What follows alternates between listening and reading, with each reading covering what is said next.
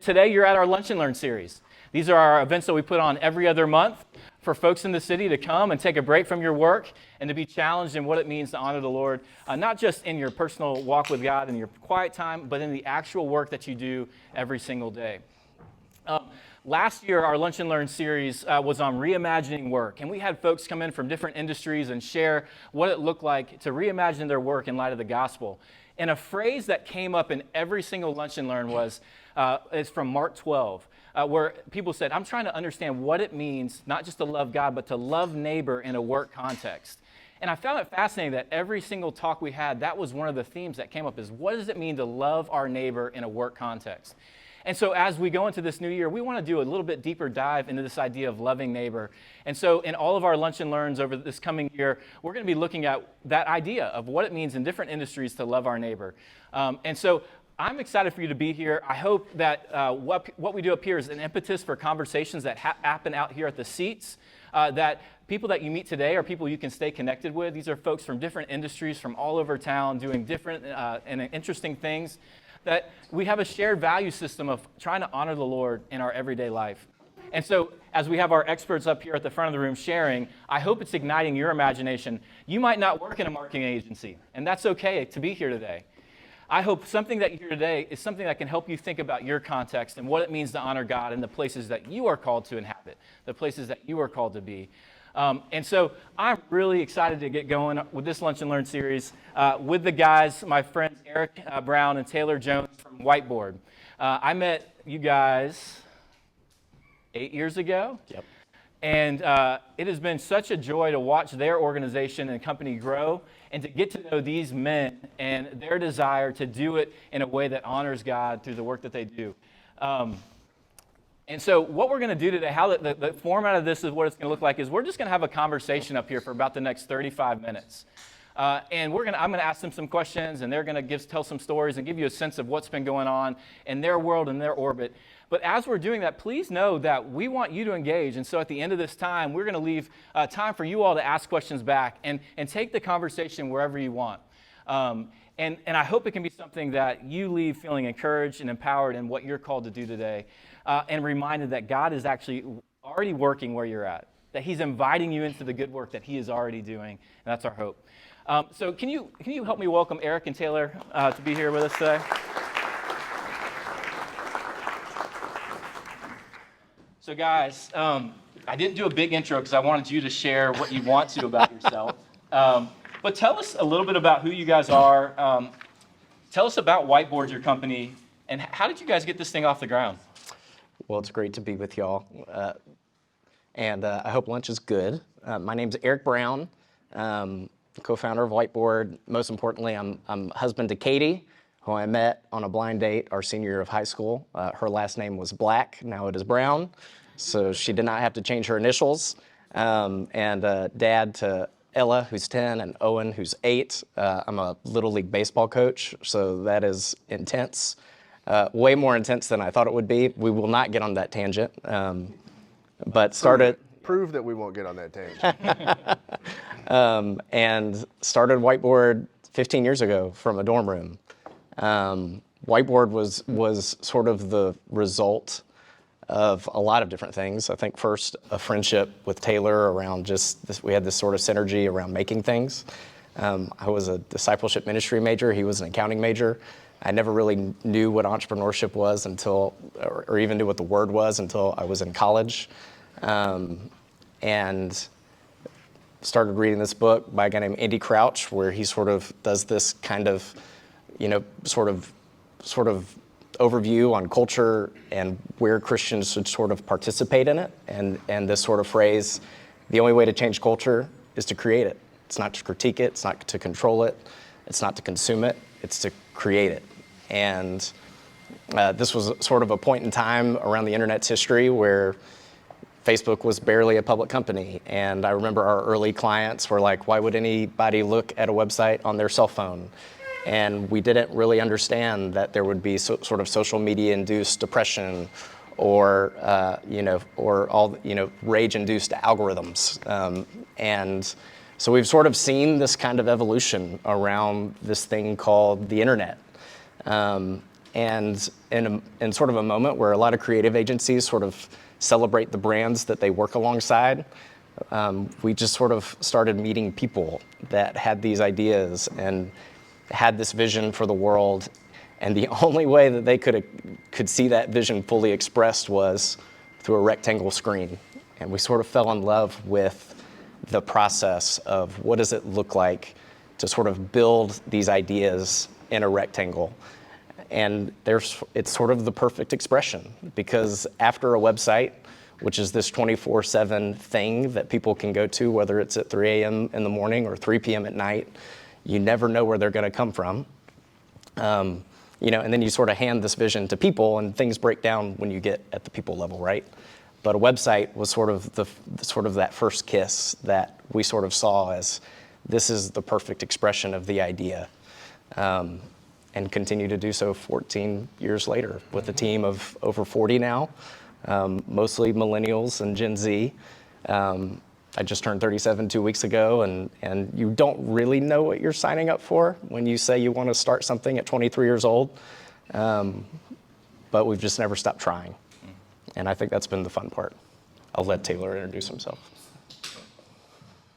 Can you guys hear me without this? Oh, yeah. All right, let's do it that way. That way I don't have to deal with that. I'm Taylor. 8 on the Enneagram. Well, it's just going to get, anyway. Yeah, okay. Thanks for that. And for telling the world that I was an accountant. 2 things that I love.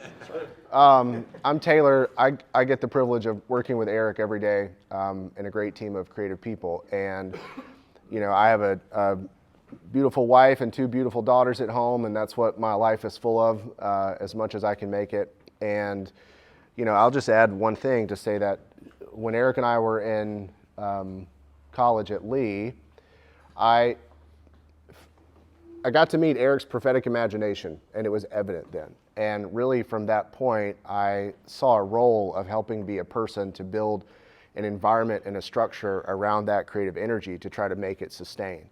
And so really a lot of what we do at Whiteboard now is not only, hey, let's design and build things that make people feel great, but think about how do we create systems and structures around people to empower and catalyze their creativity. And we've seen that now at every level. We never thought we'd walk into boardrooms at Fortune 100 level companies and pose those same questions to CEOs. But that's what we get to do a good bit of the time now. And so it's a lot of fun. I don't think I'll add too much more to the story of how we started.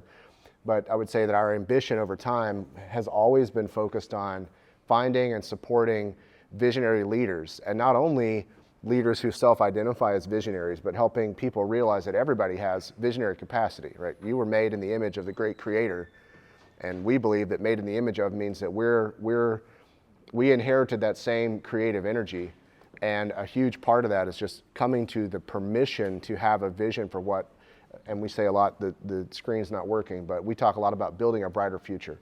Our mission is empowering visionaries to build a brighter future. And so that's ultimately, as time has gone on, we've gone from how do we reflect a great future through a rectangle to now how do we build systems and cultures where that becomes the predominant position. And we'll unpack that a little bit more. But. Yeah, I just kind of building off some of the things you said, you couldn't have imagined what it is, like you said, walking into some of these places you're getting to walk into now when you were starting. What was the vision and the mission in your guys' mind when you got going 14 years ago? And how has that morphed and changed on this journey over the last decade and a half? Yeah, so when we started Whiteboard post-college, we had, as Eric said, a group of friends. Some of the people in that group of friends wanted to change the world. That was the millennial thing, right? Everybody wants purpose. We want to change the world. And Eric and I collectively had a capacity to make things that were ultimately the, pause. Hello. They were ultimately the reflection of the vision that person had back to them. And this started at a pretty small scale. But it was always about empowering, or I'm done with that now, empowering visionaries to lead what we would call purposeful ventures. And really, that hasn't changed much over time. In fact, there was a season in the middle of our history where we morphed our vision into something much more practical, and it starved the company of life. Like it really did. It had a major negative cultural impact. And so, again, I would say this many years later, we've now edited that to say that, we empower visionaries to build a brighter future. But the sentiment hasn't changed very much. That's really what we're about at the end of the day. When we get to sit in the room with a leader or a team and they're really trying to do something positively meaningful in the world, we want them to feel believed in at the core. That's the thing that we know is essential. Somebody once asked Truett Cathy, because he was known for being an encourager, how do you know when somebody needs encouragement? And he responded, are they breathing? And so that's really what we want to do as agents in our work, is if we can show a posture of belief in somebody who wants something great for the world. For those of you who've been in leadership positions, as it says, it's lonely at the top. You're carrying the weight of pushing that forward. And so really that's what Whiteboard is about fundamentally. And so we sell marketing services as a Trojan horse into that conversation. That's really what the strategic plan is, and it works. Yep.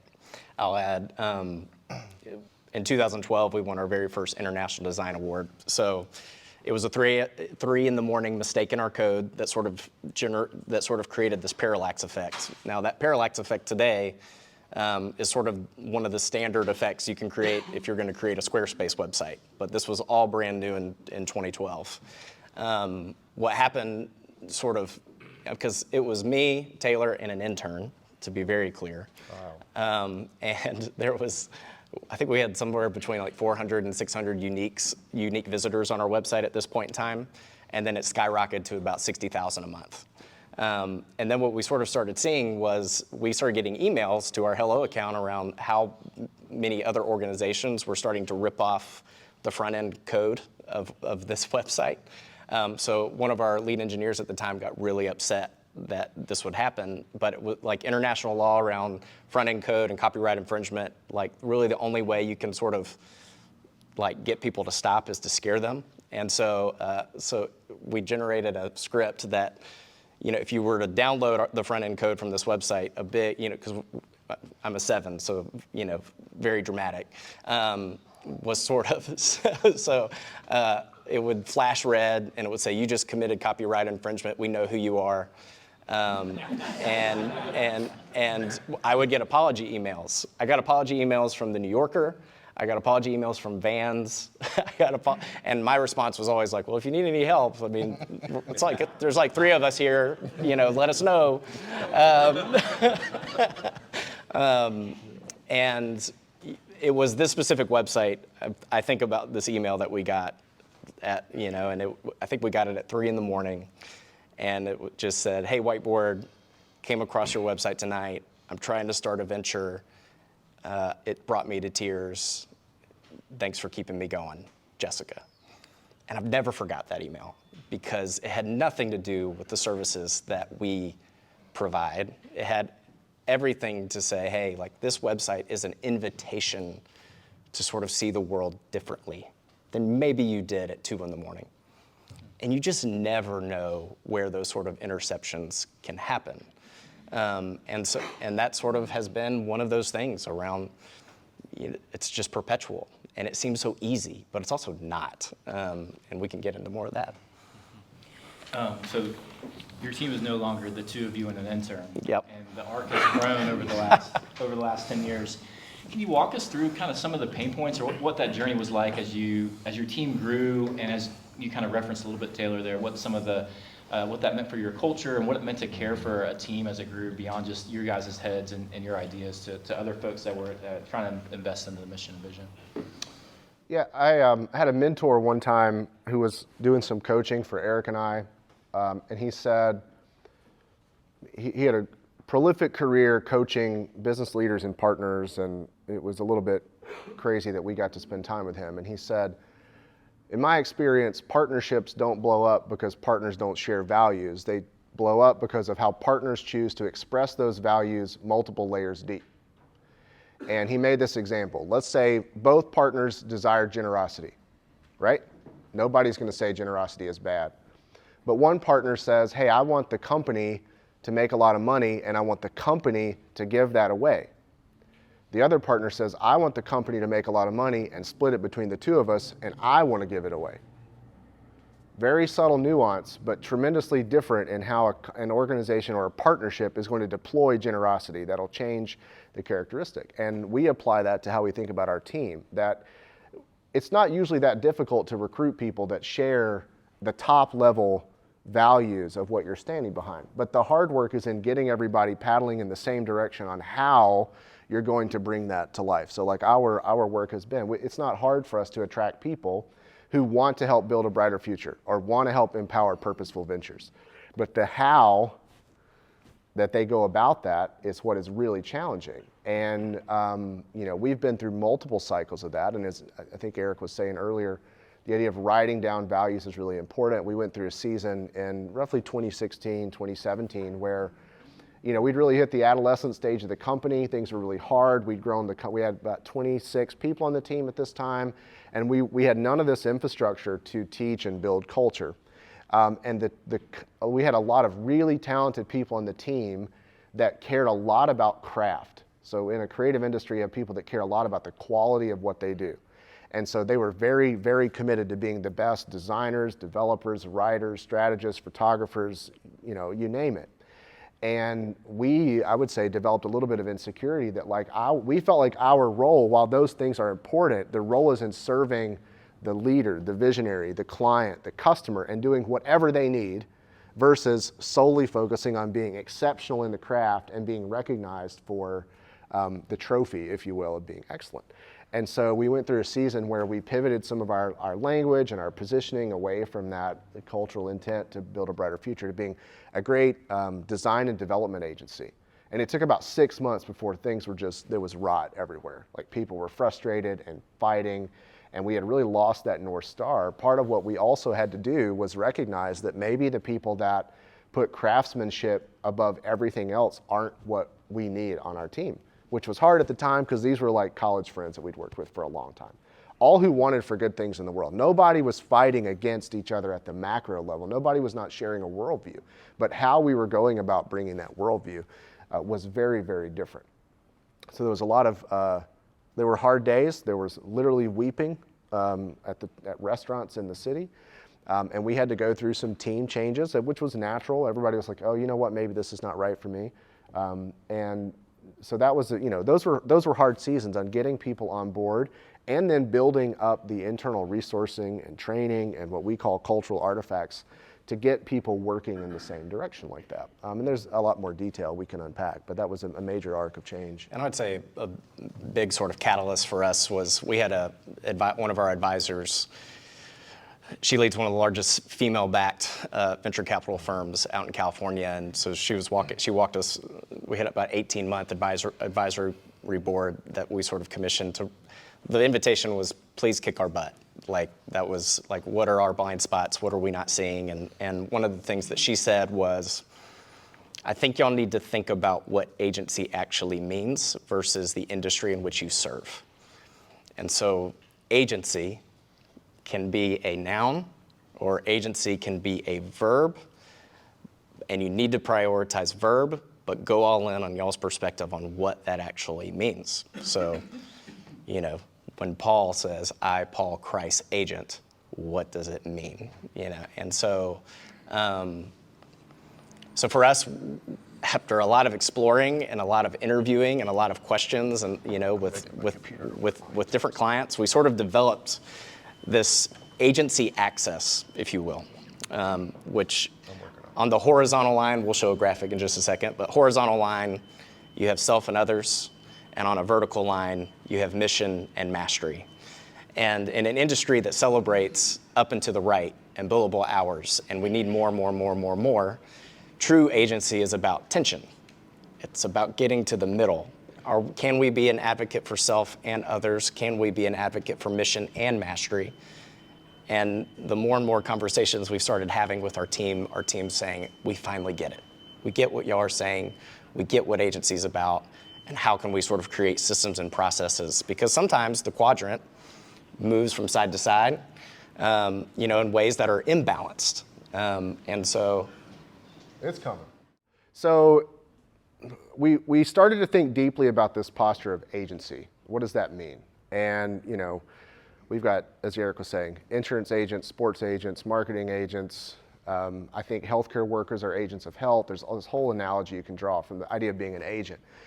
But what we were wrestling with, particularly in reflecting on that season, was that our work sits in a bunch of tensions. And Eric and I would just sit in the office and we would say, man, it just feels like there's these tensions in our work that we got to hold in balance. We're not quite sure what they are, but that's what the nature of being an agent is. We're trying to serve the customer and help them, and we're trying to help the team grow and build career pathing. And how do we, people want to grow, they want their incomes to grow, but the customers need this. Well, our clients don't always know what they need right now, right? Their world is changing, their environment's changing at every level, whether you're a Main Street business or you're a Fortune 100, there's environmental things that are occurring. So it just doesn't feel like there's this perfect plan that we can articulate step by step by step that's going to guarantee a result. So we were standing in the whiteboard in the office, and it was like some days it feels like we're balancing what's good for us and what's good for others, right? Nobody disagrees with that tension. That's something that we all fight every day. I grew up in a culture that was more like personal sacrifice culture, right? Give it all in. Let's get to the grind. Let's hustle. Don't have any time for yourself. Don't take care of yourself. Just pour it all out and out and out. Now, there's a big cultural move back to self-care, right? Who's heard the word self-care in the last week? Yeah, when I was a kid, that word, nobody knew what that word meant. There was no such thing as self-care. But now we know that that's really important. I call it oxygen choices, right? If you're in an airplane and you depressurize, the oxygen mask comes down, because if you're at altitude, you have 20 seconds before you pass out. So if you're a parent and you're trying to help your kid and you don't get that mask on within 20 seconds, you're toast. You are no help. So you've got to put your own oxygen mask on before you can help somebody else. That's what that's going to keep happening, I know. All right, and then on the other spectrum, we have mission and mastery, or purpose and expertise. Obviously, as I mentioned earlier, millennials, we started to care a lot about purpose. What's our work doing in the world? And on the other side of that tension, you have mastery, right? So, hey, I can be a champion of mission. I can be standing before people. I can be selling the purpose. But if I don't have a way to contribute to it, what good am I? So there's this balance here. How much time do I spend developing, caring for the mission versus cultivating skills that I possess, or maybe that my network possesses, to actually help advance that? So we like to say a lot that our work is about balancing all of these tensions dead in the middle, that there's no up and to the right, because that's what culture wants for us in almost every take, is up and to the right. If you're an athlete, it's how do I keep accelerating my performance? If you're a corporate leader, it's how do I keep growing in the ladder? If you're started a company, it's how do I make the income and profits go? Everything is up and to the right. But really the work of agency is about balancing these tensions perfectly in the middle and analyzing and saying, where am I on this chart? Have I been feeling a little bit out of balance? And so we looked at the graph and said, well, what happens if I'm like really high on mission, right? Anybody know anybody in your life that's like super mission oriented? Like every time you sit down with them, there's just some large mission. You feel super inspired and super compelled hanging out with them. All right, I got one of those. He's sitting over there. And so we have this mission. And what if I'm really high on caring about others? I'm just pouring myself out all the time towards others, but I don't focus anything on my actual ability to move the needle, and I don't actually align it to my own self or ambition. You end up ineffective because you can't do anything to help, and you burn out because you didn't put on your oxygen mask, and so you can't actually move the needle.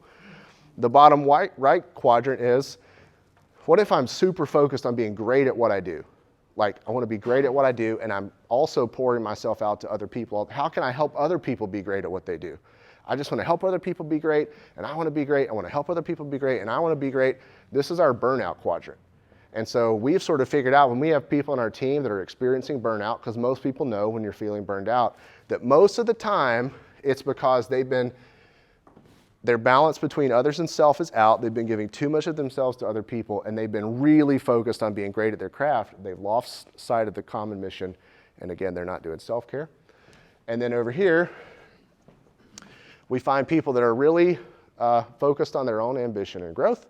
They're really focused on developing their skills for that. They tend to be isolated. These are the people that don't get invited into the meeting, because when they're in the meeting, they're subtly just defending their own ambitions and goals all the time, and they're trying to make the process work for them, for their own growth. The top quadrant is the vanity quadrant, and this is where society wants us to go. This is where influencer culture lives, because I'm very self-ambitious, and I'm exploiting the mission to advance my own growth. And so the thing about the vanity quadrant is you might wake up today and be like, man, I'm feeling a little lonely, feeling kind of isolated. Or you might say, I'm really tired, I'm feeling super burned out. Or you might say, I just don't feel like I'm able to move the needle. But nobody wakes up today and goes, I'm feeling a little extra vain today. You know? Anybody wake up today and say that about yourself? No. This one requires more of it to feed the addiction. And this is where a lot of our culture lives. But if we're going to be agents, no matter what the work, the goal is always bringing it back to the center. How do I make sure? And so I like to think about this mental model. You can't start any of this until you know, what is our common goal here? What's the purpose? Why am I doing this work today? What's the bigger picture? Then what jobs need to be done in order for that purpose to be accomplished? Whether that's a perpetual accomplishment or something that you can check off the list. Number 3, do I have the how, personal skill, or the who, somebody else with the skill, to get that job done? So if not, you can't operate in the mission mastery axis. If you don't have the who or the how, you don't have the mastery. If you don't know what the mission is and you can't articulate it, you don't have the purpose. So that's the first diagnosis. Then the next question is, how does doing these tasks and jobs that I've identified that I need to be good at, how do those affect other people by name? When we're thinking about others, a lot of time we like to broad label things or assume when we're thinking about others. But if you put a name in that evaluation, even if it's a group of people, and you say, hey, if we go out, and we launch a company, let's think about our supply chain. Who in the supply chain is affected by this, or who in the community is affected by this, or what is the specific impact on their life? And if you don't know what it is and you can't quantify what you think it'll be, positive or negative, you can't operate on the middle spectrum either. And then the last question is, how does doing this collective work, because agent means work on behalf of someone or something else, so it's work-centered. You cannot do the work if it doesn't align with your personal ambitions and motivation, and you don't keep a balance of your own discipline and self-care. And this happens a lot. We see people that have high purpose, high mastery, they think about others, but really the work is not intrinsically motivating to them at all. You're not going to be a good agent over time. So ultimately, this has become our rubric for trying to identify, train, raise people up. It's not perfect. It's always balancing tensions. And so you hear us say that. Eric has always said, it's always the both and, man. What is it, A or B? I don't know. It's option 3. It's always both and. And that's because agency work, whatever agency that you're in, really sits in the middle of this. If you're an insurance agent and you're selling marketed products that ultimately come back to you, that's the self side, and you're trying to serve others, you really need to be making sure that those products are actually advancing your clients, right? If you're a sports agent, the same. If you're a healthcare agent, the same. We've all heard stories of doctors that go off and they really are just, getting kickbacks from the pharmaceutical companies, and they're ultimately prescribing way more medications than need to be prescribed. Then there's also redeeming stories of physicians on the other side of the spectrum. So that's what ultimately, we're trying to drive forward. So a lot of work has been done on creating the mission for what it means to have people flourish. As you're sharing, you kind of lost that in the middle there. Can you guys talk a little bit about some stories or ways that you try to live into the mission that you just created, this vision for what it might look like to be a true agent, with the nitty-gritty of actually doing the work on the ground, and how you're empowering those that work for you and loving them in a way that gives them the agency to do this type of work and have the vision for that? Is there ways, what are specific ways you try to connect it back to that mission you just shared? I mean, one place when we're looking at employees was there's obviously a talent war, and it's really hard to find great talent. It's hard to find experienced great talent. So riding around in Ubers in various cities, one of my favorite things to ask is, what do you do other than drive cars of the driver? Because you get some great stories from that. And probably 60% of the trips, I would get somebody saying, I really want to go be in the creative industry. Like, I want to be a developer or a designer. So I'm just trying to drive in to make it work out and think about going to this boot camp. And, there's a whole conversation about that. But those boot camps make you pay a lot of money. They kind of guarantee you a job, but not really. But you can't really do the boot camp while also having any other job. It just doesn't work. So talking to Eric and Josh, and one day we're like, how do we build, how are we agents of the talent community? Like, how do we actually help them grow? There's got to be a balance of how that helps the company grow. There's got to be a balance of how it serves them. There needs to be a common purpose. We need to be building expertise. So Josh, our president, has this idea of launching a program where we pay people to learn. So like, let's invert the model. So instead of you going and paying to learn and then taking a risk and getting a job, we're going to bring you in. It's basically an internship on steroids, where 1/3 of your time goes to client work, the other third of your, or 2/3 of your time goes to a formal training curriculum that we've implemented. So I've hired 3 Uber drivers out of their car. We've hired multiple baristas from local coffee shops. We bring them in, we put them through a digital marketing training curriculum, and they end up on a pathway where they could earn 6 figures within 5 years. That's the trajectory of the ecosystem. And so that's one story where now we've had 9 people go through this program. Not everyone has been a success.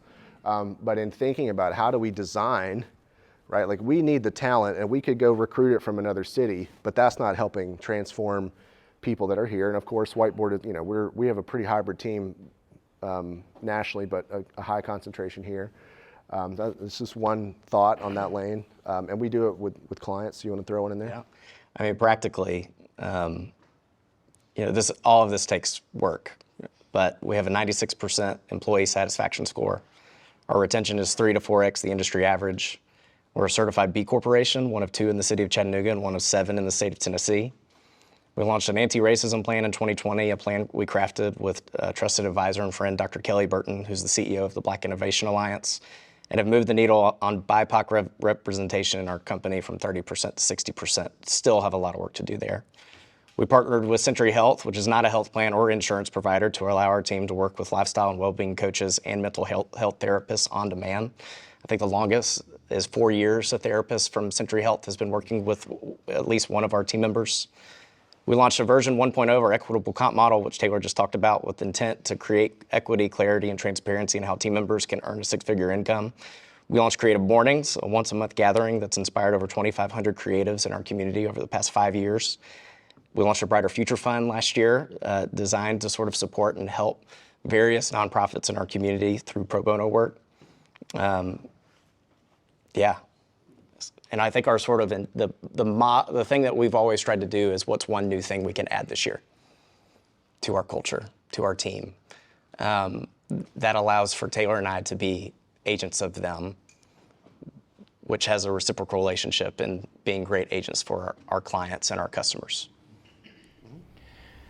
And I think we've spent a lot of time talking about your internal culture and what it means to care for them. What are the other stakeholders in your industry in particular that you have to care for? That you have to think about this concept of love neighbor that fit into their world, your sphere of influence, that are outside those that work for you directly? And how do you guys go about doing that? Yeah, I mean, I think in contrast a lot. So I think, and I'll talk about this from a values perspective. You know, when you think about cultural narratives, especially in the advertising industry, because again, the advertising industry is built on capitalism at all costs. So we're thinking about purpose, not noise. So everything that we create, even if it's for a Fortune 100, has to come through this lens of what are we trying to be purposeful in, not trying to create more noise, because we're all inundated with noise today. I think we will see between 6,000 and 10,000 ads today if we just have a social media account. It used to be 5,000 like 2 or 3 years ago. Like we're getting inundated over and over and over again. When you think about, for us, like the sort of posture of belief, not cynicism. For anybody who's watched Ted Lasso, I'm just bawling like a baby, when everybody comes in after they piece together the believe sign back together. First, because I'm notorious to cry, but at the same time too, I think there's this real truth that it's easy to be cynical. Any of us can choose cynicism today. It's easy to choose cynicism. It's easy to choose cynicism, when it relates to our faith every day. It's those things we're wrestling. We're going to see a headline today related to faith and culture that's going to make us all cringe. How do we sort of lean into this idea that we can choose belief anyway versus being cynical? Stewardship, not ownership. This idea that, as Christians, we're just stewards. We're not owners. So why don't we literally instill that, around our operating models and the ventures we lead? Being generous, not only financially is absolutely part of it, but being generous in our attitudes and our talents and skills, not greedy. I think those are just always those sorts of contrasts are always in front of us, and we can choose which one to sort of lean into on a daily basis. I do want to make sure though, like, this is not just altruism. Like, this is not just you guys doing good things, right, because you like good things. You have a framework and a belief system that drives why you want to even think about true agency, why you want to think about caring for those that work for you and around in the community around you. Can you guys talk about what are some biblical ideas or verses that really drive and cement you and what drives you to think this way in light of your work? Proverbs 29:18, without vision, the people perish. And if you were actually to really distill a lot of the organizational drama and a lot of the drama you experience, even at a family level, a lot of the tensions that you face in life, you know, and in corporate world, is most of the time we have been able to sort of pin it like, oh, this organization doesn't have an operating problem, it has a vision problem. And because it has a vision problem, it's a mess. Thus, a website for us. And so, you know, what's fascinating is how much that sort of posture leans true in a lot of our work. Yeah. I think, you know, I think a lot about the principle of tithing. I grew up in a culture that was very religiously focused on the concept of tithing. And I think in my upbringing, some of the biggest missed components of that story weren't just that you were sacrificing, but that there was like this storehouse principle. Like, essentially what God was teeing up is that if you posture yourself to always be giving back first, He will bless that and ensure that the people never don't have enough. And I think that drives a lot of our work. It's like there's a balance there, though, right? I think that's what always happens in so many of the spiritual, scriptural narratives, is that there's always a balance. It's even like the concept of love your neighbor. We have a great friend, a brilliant theologian, who in a passing comment said one day, the passage says, love your neighbor as yourself, not more than yourself. And that's a major fundamental difference when you realize that it's not about, I mean, that's the other self, others tension in a nutshell. Like, it's not just give everything I have away so that I have nothing left to give. There's a balance in that. And so we think about those concepts a lot in our work, that there should be an ecosystem, a structure. We do that in our financial model. There's a really phenomenal book for small business finances. Really, I think it scales up to medium-sized businesses, called Profit First. I highly recommend it. It's transformed a lot of companies, including ours. But that book is basically about that from a financial perspective. It says we run our companies with the idea that profits are what's left over at the end of the day. You might even do this in your personal financial life. Like, you're trying to save money, so you either automate it out through your 401k if your company has something like that, or you know, you might be making. I remember when we were in college, there was a friend, I use this example a lot, and he would always go to, like, you know, going to McDonald's, and he would be like, I'm not going to supersize because I want to save the 60 cents. Like, he was always trying to make his savings decisions like 5 times a day. And that book says there's a balance for how much is enough. If you just take your savings out, your profits out first, and leave all the rest to run your company, it reduces decision fatigue. It'll transform the way that you operate. And that's true. I think there's balance in those types of things. And so we look for those opportunities where you can systematically deliver balance, because it usually works out. That's a lot of the B Corp stuff that we talk about too, like the environmental, social, economic stewardship it focuses on those principles of balance. And then from a theological perspective, I mean, I've always been sort of captivated by the writings of Walter Brueggemann. So he has this book called A Prophetic Imagination, where for me, coming from a Pentecostal tradition, you know, prophecy has this like unique, you know, it's not always out there. Sometimes it can be out there, but it's not always out there. And he sort of has this paragraph, which I think about weekly. The prophet engages in futuring fantasy. The prophet does not ask if the vision can be implemented, for questions of implementation are of no consequence until the vision can be imagined. The imagination must come before the implementation. Our culture is competent to implement almost anything and to imagine almost nothing. to implement almost anything, and to imagine almost nothing. With the same royal consciousness that make it possible to implement anything and everything is the one that shrinks imagination, because imagination is a danger. Thus, every totalitarian regime is frightened of the artist. It is the vocation of the prophet to keep alive the ministry of imagination, to keep on conjuring and proposing future's alternative to the single one the king wants to urge us as the only thinkable one. And I have nothing more to add after that.